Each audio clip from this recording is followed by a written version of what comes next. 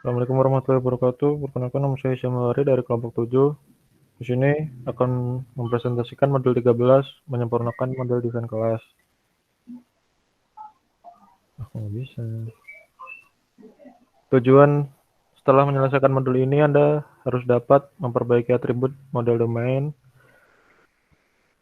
memperbaiki hubungan model domain, memperbaiki metode model domain, mendeklarasikan konstruktor model domain, anotasi metode perilaku, membuat komponen dengan antarmuka. Setelah kemarin kita berada di non-functional requirement atau model arsitektur, sekarang berada di model solusi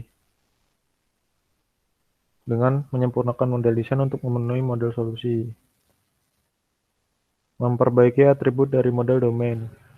Atribut pemurnian melibatkan menyempurnakan metadata atribut, memilih jenis data yang tepat, membuat atribut turunan, menerapkan enkapsulasi. Terus deklarasi atribut dalam diagram kelas UML meliputi yang berikut: nama, visibilitas, jenis, multiplisitas, nilai awal, kendala. Salah satu yang dapat diubah, ditambahkan, atau dibukukan. Di sini ada analisis dan desain. Di analisis yaitu ada customer. Di customer terdapat atribut first name, last name, address, dan phone number. Sedangkan untuk desainnya, customer dengan first name string, last name, address, dan phone dengan array. Memilih jenis data adalah kompromi dari transparansi perwakilan, waktu komputasi, dan ruang komputasi. Untuk atribut nomor telepon, data type, di sini ada string, long, phone number, char array, integer array.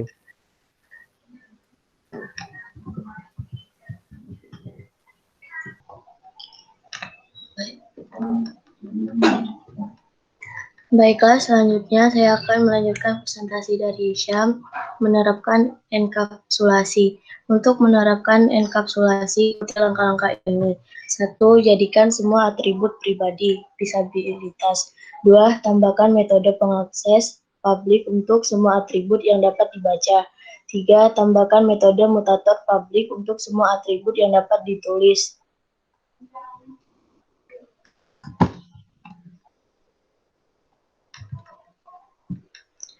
Contoh enkapsulasi. Di sini ada customer, ada first name, string frozen, ada last name, string frozen, address, dan phone. Ada accessors, get first name, get last name, get address, get phone number. Terus ada mutator, set address, dan set phone number. Memperbaiki hubungan kelas.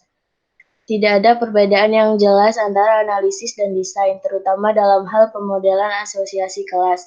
Desain biasanya membahas perincian ini: jenis, asosiasi, agregasi, dan komposisi. Arah traversal juga disebut navigasi. Asosiasi yang memenuhi syarat menyatakan metode manajemen asosiasi, menyelesaikan banyak ke banyak asosiasi, menyelesaikan ke kelas asosiasi.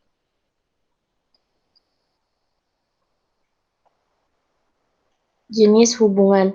Ada 3 jenis hubungan. Yang pertama, asosiasi, agregasi, dan komposisi. Hubungan ini menyiratkan bahwa objek terkait entah bagaimana terikat pada objek asli, biasanya sebagai atribut instance. Ada jenis hubungan lain, ketergantungan, yang menyatakan bahwa satu objek menggunakan objek lain untuk melakukan beberapa pekerjaan, tetapi tidak ada atribut instance yang memegang objek itu. Asosiasi, hubungan semantik antara dua atau lebih pengklasifikasi yang menentukan koneksi di antara instance mereka. Sini ada analisis customer, send to survey, ada desain customer, send to survey, customer, get customer, dan set customer.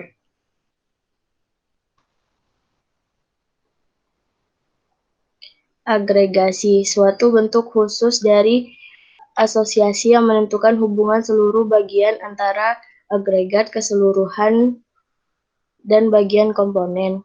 Ada analisis, reservation, room, dan desain reservation. Room itu ada room, get room, dan set room.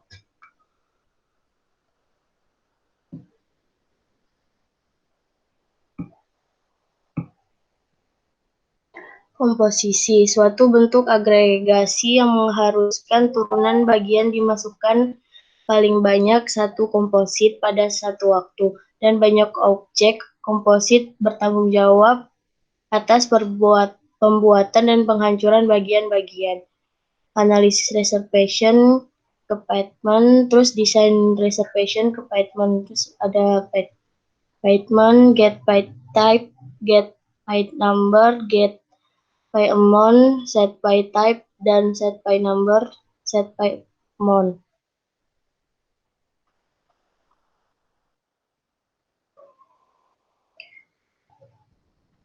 Navigasi. Panah navigasi menunjukkan arah traversal objek saat runtime.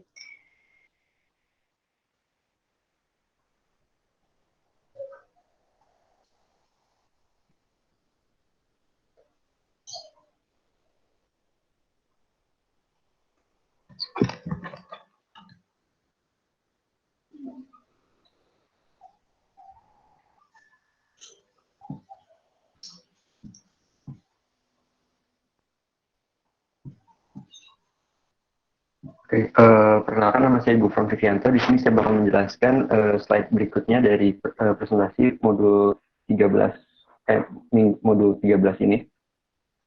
Yang pertama itu adalah navigasi. Nah, navigasi itu panah yang menunjukkan arah di mana objek berpindah dalam runtime. Di sini disebutkan ada implicit bidirectional relationship, artinya dia bisa berbalik arah. Itu dari room property itu bisa bolak-balik. Nah, kalau misalkan dari sini explicit bidirectional relationship ini harus eksplisit, berarti harus saling keterkaitan. Kalau ini implicit doang, nggak eksplisit. Nah, yang selanjutnya ada explicit unidirectional relationship. Jadi dia hanya bisa satu arah, nggak bisa berdua, nggak bisa berlawan arah. Ini tergantung jadi satu arah ke room atau ke property. Selanjutnya navigasi. Nah, terkadang dalam analisis tidak diketahui kemana program akan mengarah asosiasi. Masalah ini harus diselesaikan dalam proses desain. Nah, di sini dibagi dua, jadi analisis dan desain. Nah, di sini analisis reservasi ke payment. Nah, payment ini masih dalam bentuk analisis. Dan ketika dijadikan desain, dia ditambahkan arah panah ke payment. Karena menunjukkan bahwa setelah reservasi dilakukan proses payment. Kualifikasi asosiasi. Nah, asosiasi one to many atau many to many biasanya berguna untuk memodelkan bagaimana sistem akan menghasilkan satu elemen dalam asosiasi. Contohnya seperti berikut. Ini ada analisis, di sini ada room dan property yang dia tuh explicit bidirection, artinya dia bisa ke kedua arah. Nah, di sini di refine atau disempurnakan dengan menggunakan panah tambahan, yaitu dia menyatakan bahwa ini asalnya one to many, jadi one to one, terus ditambah dengan panah baru.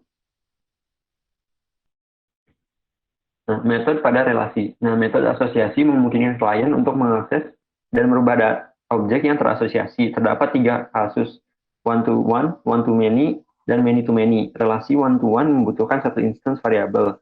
Di sini contohnya ada customer dan survei. Nah, survei ini tuh survei itu dikirim ke customer. Nah, ketika di tahapan desain, si survei itu dikasih atribut atau dikasih metode yang sesuai dengan apa yang bisa dijalankan oleh si customer. Metode pada relasi. Nah, relasi one to many membutuhkan penggunaan collection. Nah, contohnya di sini ada analisis seperti yang sebelumnya, cuman di sini ditambahin explicit bidirectional relationship. Di sini relasinya one to many, dan dia bakal disempurnakan dengan menambahkan atribut atau metode dalam kelas property. Menyelesaikan relasi many to many.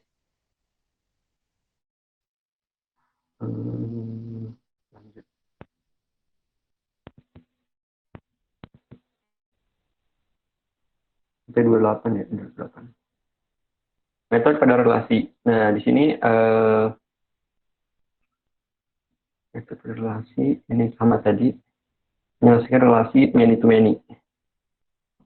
Nah, di sini di tahapan analisis di person dan car, dia analisisnya relasi atau kardinalitas itu many to many, many to many. Nah, di sini di refine atau disempurnakan lagi di tahapan desain dengan merubah satu person hanya bisa memiliki banyak atau mengemudikan banyak mobil, tapi mobil hanya bisa dikendalikan oleh satu orang.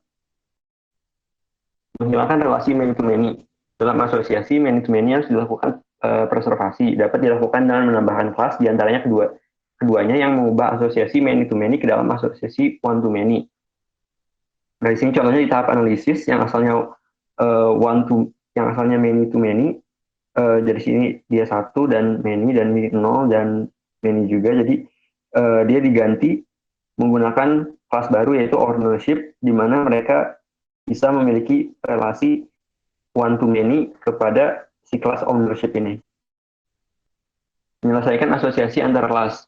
Sebuah asosiasi pada kelas hanya dapat ada di dalam analisis model. Hal ini harus diselesaikan menjadi programmable pada tahap desain kelas. Nah, di tahap analisis, di sini sebutin ada relasi one to many dengan arah panah dan antara game ke tim dengan kelas asosiasi itu tim score. Nah, ini tuh digabung menjadi masuk ke dalam gamenya ini. Timnya itu bakal masuk ke dalam gamenya.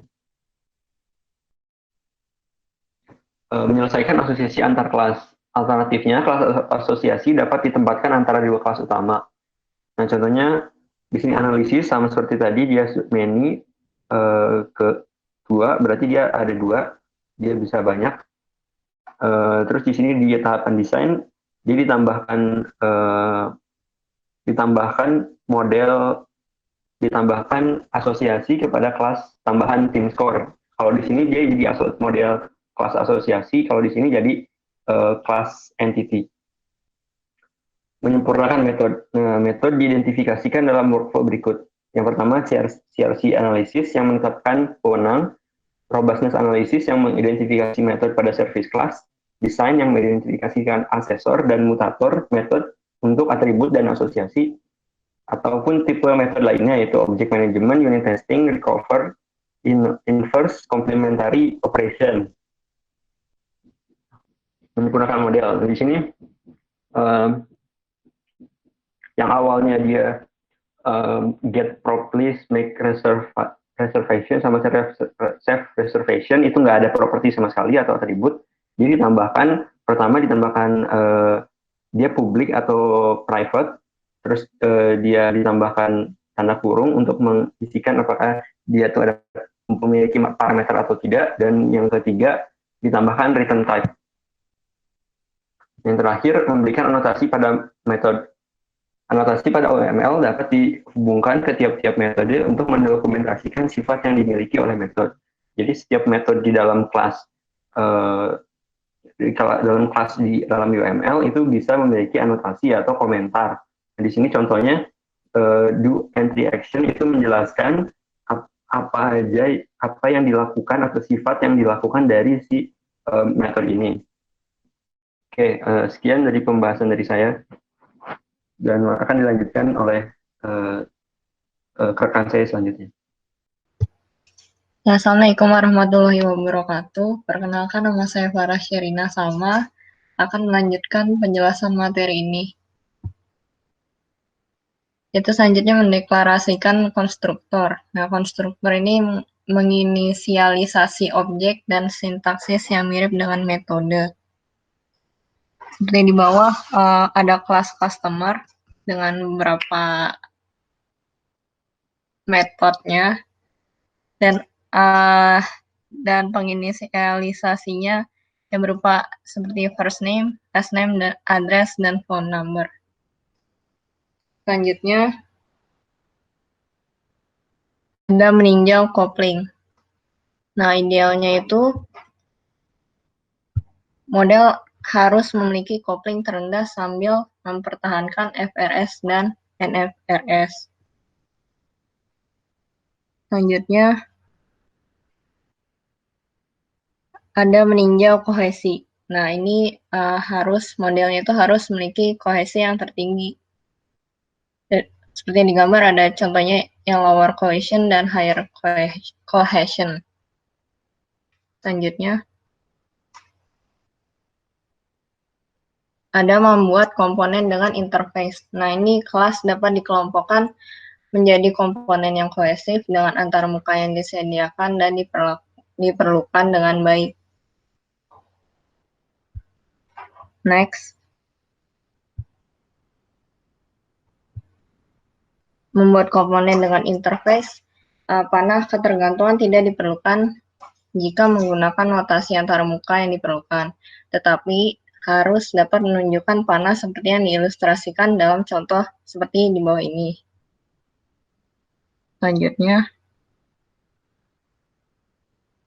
kesimpulannya adalah selama alur kerja desain, kita harus memperbaiki model domain untuk mencerminkan paradigma implementasi. Modul ini menjelaskan cara memperbaiki fitur-fitur model domain berikut, yaitu atribut, hubungan, metode, konstruktor, dan perilaku metode dengan menggunakan anotasi.